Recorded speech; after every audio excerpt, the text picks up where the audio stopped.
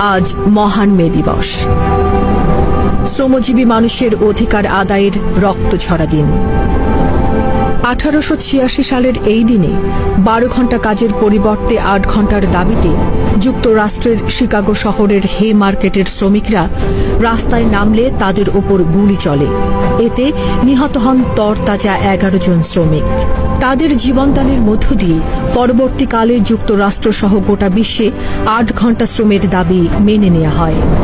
সেই থেকে বিশ্বের শ্রমজীবী মানুষের অধিকার আদায়ের প্রতীক হিসেবে 1 মে আন্তর্জাতিক শ্রমিক দিবস হিসেবে পালিত হয়ে আসছে। আমরা সবাই শ্রমিক, আমরা দেশের নাগরিক।